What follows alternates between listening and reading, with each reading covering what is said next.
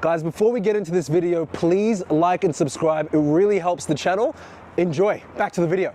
You have to be obsessed. You know, sometimes people will try to dim out your fire. I remember when I was 10 to 12 years old, I was about to move from a school where, you know, my parents knew the principal and my parents had friends that would also go to that school with children there, and a lot of us would go to the same churches.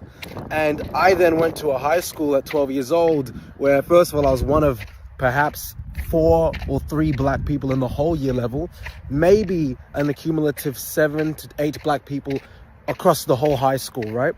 And I remember coming there and I had made some few friends and made a few alliances and acquaintances.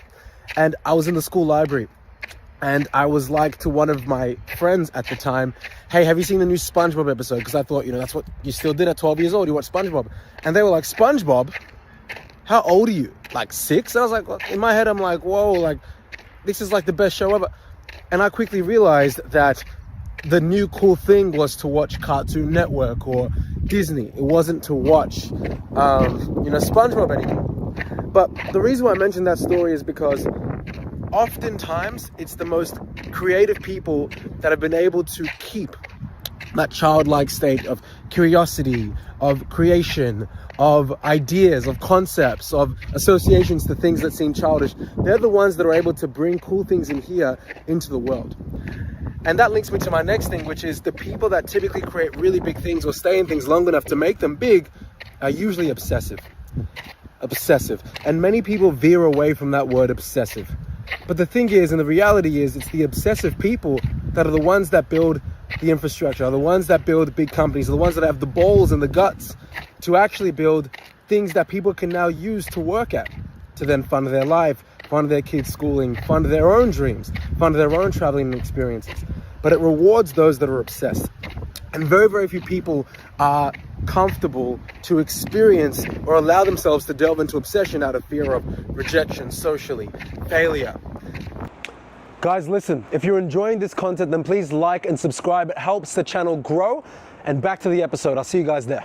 But the irony is, you running away from your potential obsession, the thing that makes you just super excited every day, the thing that you can do for hours, and you're like, I only thought that was 20 minutes. That's the thing that in perpetuity, so over 5, 10, 20 years, that's the thing that you'll be looking back in retrospect when you're 40, 50, 60, 80, 100, thinking, what if? What if I was to have taken that chance? What if I was to have explored that obsession? What could I have become? What could I have created? And sometimes you have to make a very binary decision. Do I care more about how I am going to look at myself when I'm older?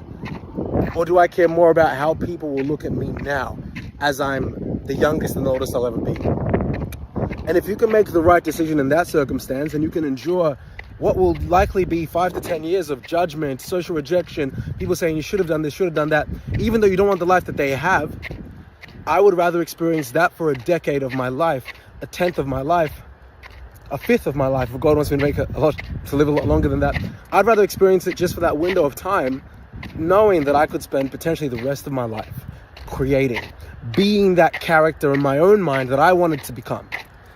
So sometimes these small binary decisions that we make up here dictate how we activate and move throughout each and every day.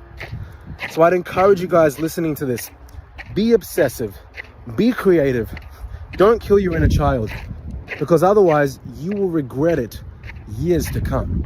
I'd rather live in some level of uncertainty now instead of have the regret of what I could have become later in my life. Some food for thought. Let me know if you guys agree. Let me know if you disagree. But it's been sitting on my head, and I've been speaking to a few people recently about this, and I've lost a few friends close to me over the last couple of months, to death. And it just becomes very apparent to me how essential making these decisions consciously really are. So that's my food for thought. Guys, I hope you've enjoyed that video. If you liked it and you got something from it, or even if you didn't, please like, share, subscribe, and drop a comment. It really helps the algorithm favor this channel. And the more you support us, the more we can give you guys more extreme levels of value throughout 2025 and beyond. Looking forward to the next episode and being able to serve you guys. And as always, think mega. Take care.